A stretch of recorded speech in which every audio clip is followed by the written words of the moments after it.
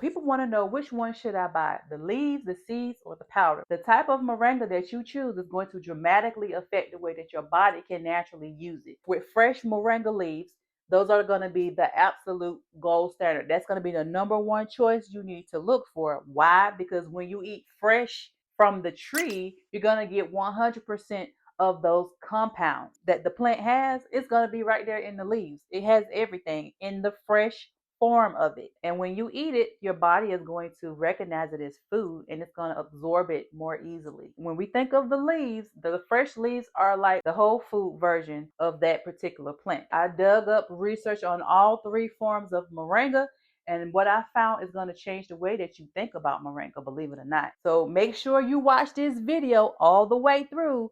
Do not click off, because I'm giving you valuable information and you won't know it unless you watch the video. The seeds are going to come in second place because they have two different compounds found in the seeds. So when we eat fresh seeds, we're going to produce enzymes from our saliva like when we eat anything else. And those compounds are going to be able to affect the body immediately. So the body is going to get access to everything that it needs from consuming that. So the seeds retain about 89% of the compounds. The moringa powder, it has to go through a process where it's crushed into a powder. That process destroys about 60% of the healthy compounds found in the moringa. And that's because they are heat sensitive. That means that when you heat it up, it's going to destroy the compounds and you're not going to be able to benefit from it. And so with that being said, if you are purchasing your powders from offline and these different websites, you're only going to get 30 to 45% of the original nutrients that's found in the moringa. How much of the moringa should I take? So for the fresh moringa leaves, it's good to have 5 to 10 leaves on a daily basis. Then you can work your way up to 20 to 25 leaves maximum. For the seeds, on the other hand, 2 to 3 a day gonna be the safest bet. Then you could work your way up to 5 to 7 maximum. Okay, I see a lot of people talking about they're eating 15 to 20 seeds in a day, and then you wonder why your stomach is aching. That's why, because that's a side effect. Actually, that's a side effect of the moringa seeds. They're very potent, especially if you're prone to nausea in the first place. Scale it back, especially in the beginning. Then you work your way up when you feel like your body can take on more. And also, your body is not going to be able to absorb all of that excess anyway. You're just creating an excess waste for your body to get rid of, because it won't be able to absorb all of that excess nutrients that you're trying to give it. So moving on to the powder. For the powder, you only need 1 to 2 teaspoons a day, and that's going to give you the similar or just about the same nutrients as you would with the leaves or the seeds. But remember that you're not going to get the same absorption with the powders, because the powders have gone through a process. The next question is, how can I take these? For the leaves, you can put those with your drinks. You can blend those up and like put them in your smoothies and drink it like that. You can make your teas, of course, and those are probably going to be the best way to use the fresh leaves. When you blend them up, you're breaking down the cell walls, and that's where all the nutrients is. So just remember, start out with a few leaves and then work your way up from there. So I know it can be tough trying to find moringa, whether it's in seeds, leaves, or the powder. And it is hard to find depending on where you look. But if you are interested in learning to grow your own moringa tree, you can do that, especially if you live in zones 9 through 11. Those are going to be the optimum zones for the tree to be able to survive year round. Another thing I found is, if you live in colder climates, you can grow your moringa as an annual, or you can grow them in containers. Think about greenhouse. You can always construct and create your own greenhouse. It doesn't have to be something huge and elaborate. You can make a small one. I've seen people create greenhouses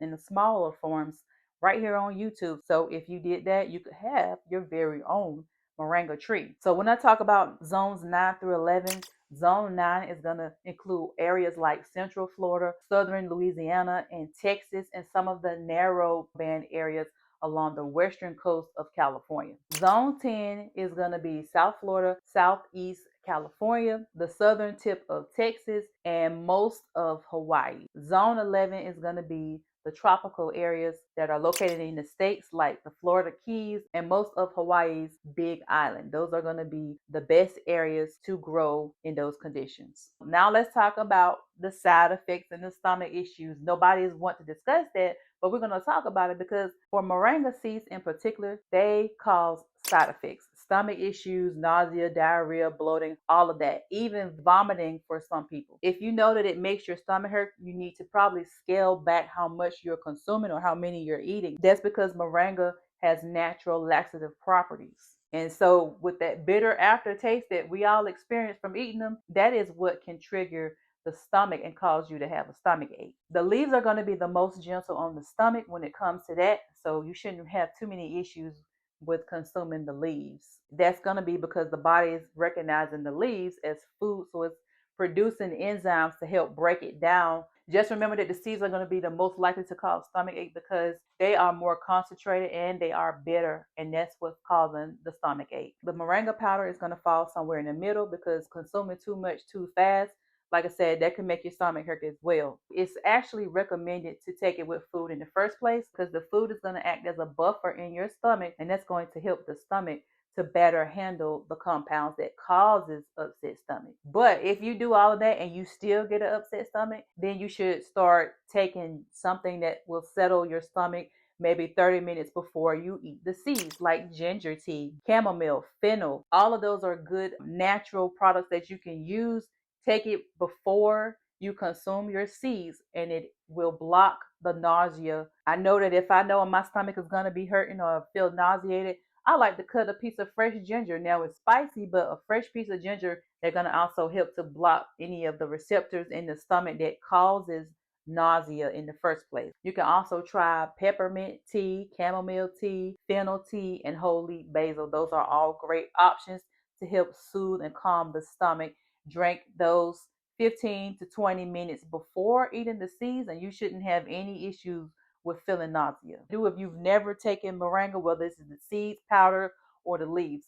So with the fresh leaves, you're going to start with 3 to 5 leaves and work your way up from there. Powders, if you're taking that for the first time, start with a 1/4 teaspoon and work your way from there. When it comes to taking it with food, breakfast time is going to be best because you're giving your body enough time to break it down, and it's going to help sustain your energy levels throughout the day. When I dug up the research on it, it's recommended not to take on an empty stomach. Which one is best for absorption? The fresh leaves is going to win every time. That's going to be the most flexible because you could sprinkle it over oatmeal or however you want to do it. Just make sure you don't just mix it with water by itself. It needs something solid. Another thing, if you're on medications, assuming that you've already spoke with a healthcare professional before you're using it, it's best to take moringa at least 2 hours apart from taking your medication. And that's because moringa can affect how the body absorbs certain medications. You don't want that to interfere with your medication being absorbed. And that's going to be especially